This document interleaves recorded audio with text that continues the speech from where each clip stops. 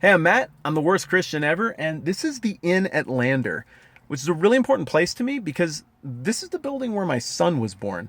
So I know it sounds weird, but my wife and I are home birth hippie types, and we were in transition. We were going to live here for about 3 months while my wife was pregnant, and so we decided that we're going to give birth to our kid in a hotel room. It was a really cool experience, as it had been with our two daughters before, but we didn't know if it was going to be a boy or a girl.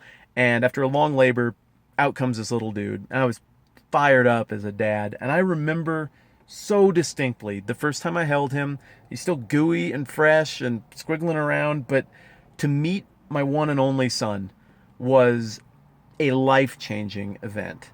And in the passage we're looking at today in Luke chapter 2, a couple of people are going through the same thing, except this is the most important birth in the history of births because it's Jesus. And this is like the watershed moment in history. I mean, for crying out loud, we count dates differently based on the moment of this birth. I realize I'm supposed to screw around and be an idiot at the beginning of these things, and I got all serious because I got excited about telling the story of my son being born. But I think we're going to have a lovely episode anyway. Luke chapter 2. Here we go.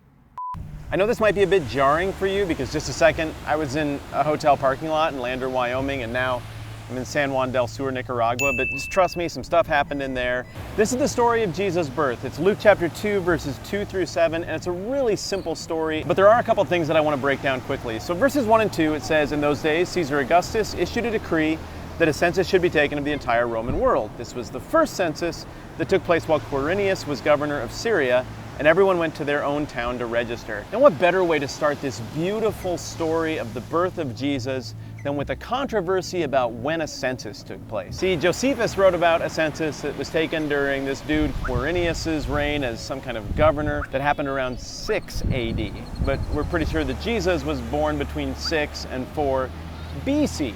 So what gives? Well, the simplest answer is the Bible's totally fake and everything that everyone believes about their magic sky ghosts is a total lie. If you go to the interwebs, you'll get that perspective on this. A slightly more nuanced perspective on this would be that Quirinius was in charge of Syria, or governed somehow in Syria, on 2 different occasions. Note that the text says this was the first census that took place while Quirinius was governor of Syria. So Luke seems to be taking into account the idea that the reader might get confused because there was more than one census while this guy was governor. Well, we know Quirinius was there on more than one occasion, once in a more military leadership capacity, once in a more gubernatorial capacity, so presumably Luke's just talking about the first census that would have happened around 6 BC, and it would have made sense roughly 10 years later, just like we do in the United States, that Caesar Augustus would have wanted another census because, you know, people reproduce and make babies and then there are more people to count.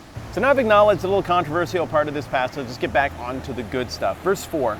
"So Joseph also went up from the town of Nazareth in Galilee to Judea, to Bethlehem, the town of David, because he belonged to the house and line of David." These days, if we want to do the census thing, at least in the United States, we send people around door to door to irritate people with this long survey they don't really want to fill out. Another way to get everybody organized and to make sense of who was where and how many there were would be to just make everybody go to the town that their family belonged to, and then you could double check with all the different family members to make sure that everybody's accounted for. So Mary and Joseph are going to go to the town that corresponds to the dad's lineage, which happens to be the line of David. And the David thing is a really big deal if you happen to have read the Old Testament before you got into this stuff about Jesus in the New Testament. David represents the golden age of the history of Israel. And so throughout the rest of the Old Testament after David, there's this longing amongst the Jewish people to realize the beauty of that kingdom again. And it keeps not happening.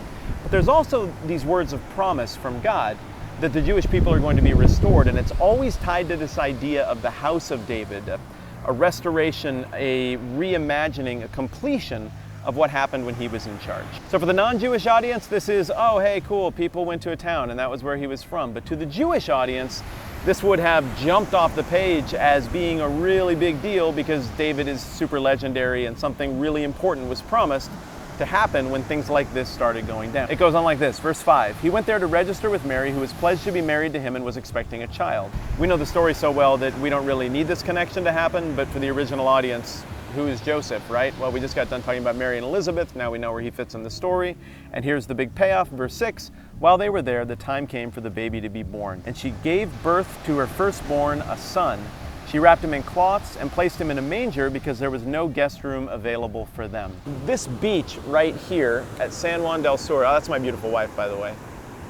This beach right here is not that big, but I'm told that every year around Easter time for Holy Week, this place fills up with like 65,000 people. And when that happens, some people here were telling me there's absolutely nowhere to stay, and people just sleep on the beach or in their cars or wherever they can find a place to put their head. So we have a situation a lot like that Jesus is born into, and as somebody who, like I was saying earlier, is on the home birth thing, I think, man, that doesn't seem like a super fun place to do a home birth because of, poop. But to people back then, I suppose it might have been more normative to imagine crashing at whatever place you could find with a roof when everything was occupied. The water was getting close, so we decided to bail before it turned ugly. But here's the thing, a birth like this at that point in that location in history would have been unusual, but not as insane as it sounds now. However, the part about the Son of God coming into this world and being born in the most modest circumstances imaginable, that part I think was intentional and was supposed to stand out to the reader, not just then, but also now. Which brings me to 3 quick observations on the way out the door. Number 1, it's crazy that God showed up in such a modest way. If I were to just draft up a religion and God needed to show up and impress everybody because they needed redeeming or whatever, I'd have him show up in like a shiny outfit and it would be really impressive. But instead he goes the sneaky spy route and does the infiltration game, more of a James Bond approach than a Call of Duty spray and pray approach. And so you have Jesus showing up in a way that looks completely innocuous, but as he grows up, it becomes more and more apparent that everything is lining up to point to this guy being the promised Savior, the promised Messiah. And we'll have tons more time to explore that as we go along. A second observation, it's a pretty big deal for God that his son, his only son, was born in this way in these circumstances. The Christian theological idea of God taking on flesh is really, really important to the whole idea of salvation. And in Philippians chapter 2, there's a passage that deals with this pretty specifically, where it talks about Jesus taking on flesh and what that meant just from a humility point of view. It says, Jesus, who being in very nature God, did not consider equality with God something to be used to his own advantage, rather made himself nothing by taking the very nature of a servant and being made in human likeness. And being found in appearance as a man, he humbled himself by becoming obedient to death, even death on a cross. And the idea here, big picture-wise, is that humanity has this problem, and it's a problem that humanity can't fix on its own. And that problem can only be fixed by God, who is perfect, stepping into the imperfect mess of the world and redeeming the whole thing, including us. And that's where Jesus fits in. He's the embodiment not just of God, but of God's plan to redeem all things through the work of Christ. Last observation, no matter what you believe about Jesus, we all got to admit, this is a really big deal in the history of planet Earth. That one teeny tiny little baby coming into the world could cast such a long shadow really says something about what people have made of him, or maybe even further, it says something about who this little baby really actually was. Okay, 2,000 years ago and half a world away, and this guy's birth and life, well, that's kind of an embodiment of how big a deal it continues to be all around the world, and he's got a nice view here too.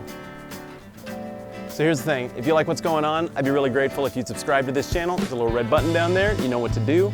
Additionally, if you're not totally ashamed to be associated with me, it would be a huge compliment if you would pass this stuff along to your friends. And finally, my town flooded a couple of weeks ago, and a whole bunch of you went out of your way to send these cool comments and let me know you were praying for us. That was awesome of you, and a few of you went even further out of your way to send donations that we passed along to people who lost their houses or had huge damage in general. So my point in all of this is, you guys are awesome, thank you, and now it's time to quit gushing and take my wife out to dinner. Yes, correct? Dinner time. See you soon.